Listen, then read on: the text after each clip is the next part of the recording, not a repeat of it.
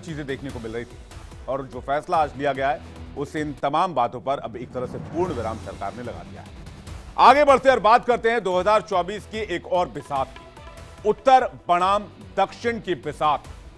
DMK नेता दयानिधि मारन ने अपने बयान में क्या कहा है, सबसे पहले ये सुनिए, उसके बाद इस बयान को डिकोड करेंगे, इस पर चल रही राजनीति को डिकोड करेंगे और इस पर 2024 का ग्राउंड कैसे तैयार हो रहा है उसको भी डिकोड करेंगे। படிச்சுட்டு நல்ல ஆங்கிலம் தெரிந்த காரணம்லாம் நீங்க ஐடி கம்பெனியில் கை நிறைய சம்பளம் வாங்குறாங்க. இல்லாட்டி பாருங்க ஹிந்தின்னாங்களே உங்களுக்கு நல்லா தெரியும். இன்னைக்கு பில்டிங் கட்டுறது யாருங்க? இன்னைக்கு பாருங்க எல்லா வேலையும் வந்து யூபியில் ஹிந்தி மட்டும் படிக்கிறவன் தான், பீகாரில் ஹிந்தி மட்டும் படிக்கிறவன் இங்கே வந்து தமிழை கற்றுக்கிட்டு இன்னைக்கு நம்ம வீடு கட்டி தரான், சாலையை பிறக்கிறான், கக்கூஸ் கழுவுறான். இதுதான் एक तरह से दयानिधि मारन ने अपने बयान से अपनी सोच का, अपनी रणनीति का इजहार किया है।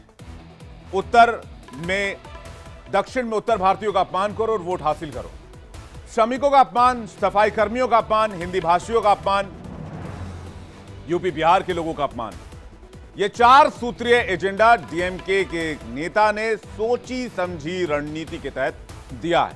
कैसे वो आपको बताएंगे, लेकिन दयानिधि मारन के बयान के सामने आते ही बीजेपी ने उनके बयान को आड़े हाथों लिया और सवाल उठाए।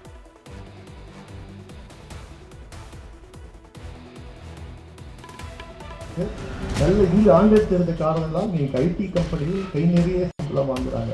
இல்லாட்டி பாருங்க ஹிந்தின்னாங்களே உங்களுக்கு நல்லா தெரியும். ऐसा है कि इस अहंकार पर मैं क्या बोलूं, हर्षता करता हूं। Mister Dayanidhi Maran, stop insulting the Bihari boys who serve there. क्या मतलब है इसका? बिहार के लोगों की एक परंपरा है, संस्कार है, सत्कार है। नीतीश कुमार की सरकार के कारण अगर काम करने का अवसर नहीं मिलता तो आपके यहाँ जाते हैं तो काम करते हैं ना, तो उनके श्रम का आप इस तरह से अपमान करेंगे, बहुत भ्रष्टाचार होगा। इसको गाली देने वाले की मानसिक स्थिति खराब है। आज इंडी गठबंधन के लोगों को जवाब देना चाहिए, नहीं तो सार्वजनिक माफी मांगना चाहिए लालू जी और नीतीश जी। अब नॉर्थ साउथ में डिवाइड एंड रूल करने की कोशिश इंडिया अलायंस कर रहा है, और जो उत्तर भारत और हिंदी भाषी राज्य और हिंदी भाषी बोलने वाले लोगों के खिलाफ बोला गया है, उस पर अखिलेश यादव, तेजस्वी यादव, लालू यादव, नीतीश कुमार, अरविंद केजरीवाल, ये लोग कुछ नहीं बोलेंगे।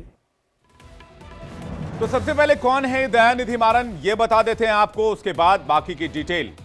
और दयानिधि मारन जिनके बयान पर घमासान मचा हुआ है, डीएमके के गद्दावर नेता हैं, सेंट्रल चेन्नई से सांसद भी हैं, मेंबर ऑफ पार्लियामेंट हैं। दयानिधि मारन सेंट्रल चेन्नई से आते हैं चुनकर, 2004-2009 में केंद्रीय मंत्री भी रह चुके हैं, लेकिन फिर भी इस तरह के विवादित बयान दे रहे हैं। आईटी मिनिस्ट्री, कपड़ा मंत्रालय संभाला उन्होंने। एम करुणानिधि के नाती हैं, करुणानिधि तमिलनाडु के सीएम थे, पिता मुरसोली मारन केंद्रीय मंत्री रहे।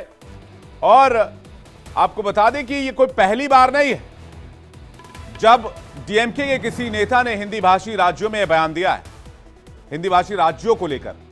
हाल ही में संसद के शीतकालीन सत्र के दौरान डीएमके सांसद डॉक्टर सेंथिल कुमार ने हिंदी भाषी राज्यों को गोमूत्र स्टेट्स बताया था।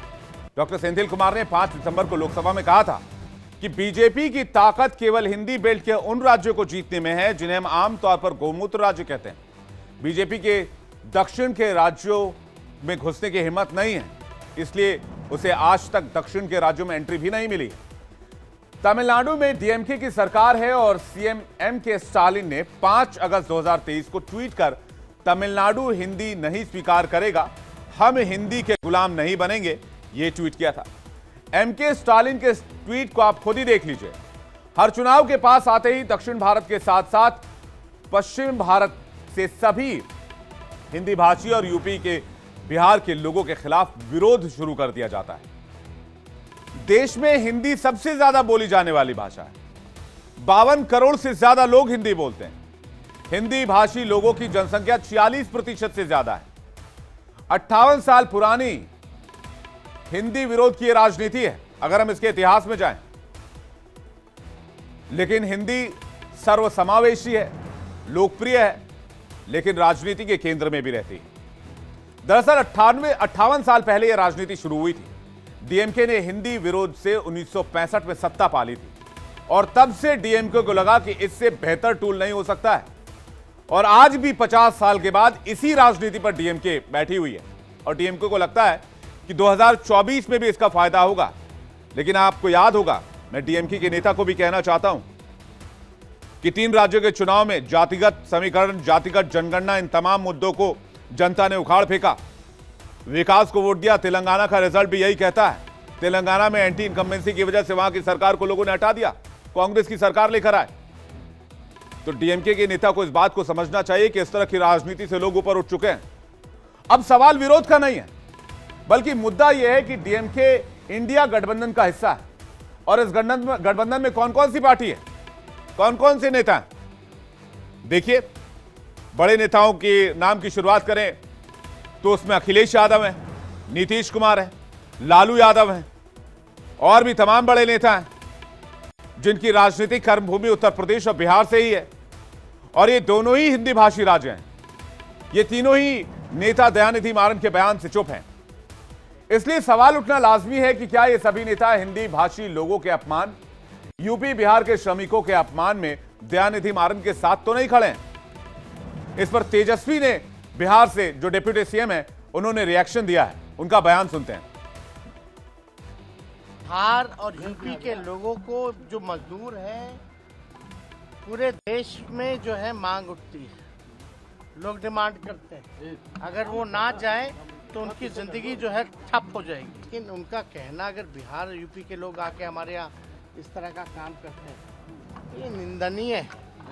इसलिए हम सब लोग जो है इसकी निंदा करते हैं और इस तरह के बयान से दूसरे राज्यों के नेताओं को, चाहे कोई दल में हो, बचना चाहिए।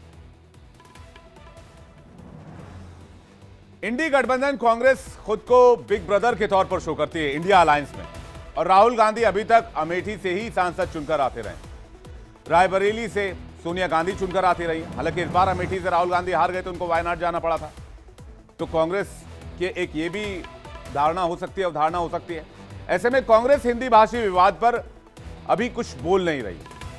कांग्रेस बोले तो बोले कैसे, क्योंकि तेलंगाना में सरकार बनाती उन्होंने सीएम रेवंत रेड्डी को ने एक बयान दिया था कि तेलंगाना का डीएनए बिहार से बेहतर है, जिसके बाद विवाद खड़ा हुआ था। तो क्या कांग्रेस खुद इंडिया गठबंधन में रार की नई रणनीति बना रही है? इसके पीछे एक थ्योरी है। उत्तर भारत में कांग्रेस का बहुत जनाधार दिखता नहीं है और कांग्रेस दक्षिण के सहारे 24 में वापसी करना चाहती है, साख बचाना चाहती है, यह भी कह सकते हैं।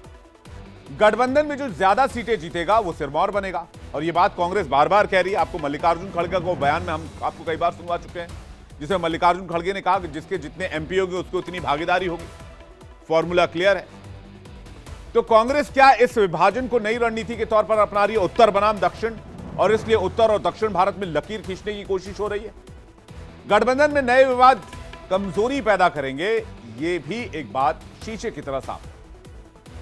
ऐसे में कांग्रेस सबसे पुरानी राजनीतिक पार्टी है, वो चाहे तो गठबंधन में विवाद को कम कर सकती है, लेकिन 3 राज्यों में विधानसभा चुनाव में मिली हार से गठबंधन में उसकी ताकत भी कमजोर हो चुकी है।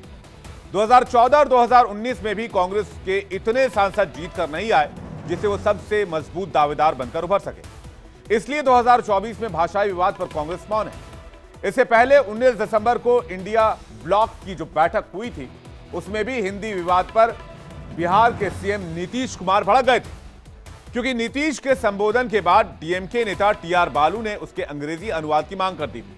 नीतीश कुमार ने हिंदी को राष्ट्रभाषा बताते हुए कहा कि नेता को उसका ज्ञान होना आवश्यक है। इससे माहौल में तनाव पैदा हो गया। डीएमके लगातार हिंदी विरोध की राजनीति करती रही है। ऐसे में माना यह जा रहा है कि भाषा विवाद इंडिया गठबंधन की एकता पर एक प्रभाव डाल सकता है, एक डेंट कर सकता है। कांग्रेस जानती है कि 2024 में वो बीजेपी के मुकाबले बहुत ज्यादा कुछ हासिल नहीं कर पाएगी। हाँ, लेकिन वो इस गठबंधन की सबसे बड़ी पार्टी जरूर बन सकती है, वो भी दक्षिण के सहारे। ऐसे में वो सभी पॉलिटिकल स्टंट करके अपना अभियान पूरा करना चाहती है। लेकिन बड़ा सवाल यह है कि जेडीयू, समाजवादी पार्टी, आरएलडी जैसी पार्टियों पर है। इन पार्टियों पर सवाल इसलिए है क्योंकि इनका जनाधार और राजनीतिक आधार उत्तर प्रदेश के और बिहार के साथ साथ हिंदी भाषी जनसंख्या वाले प्रदेशों में है।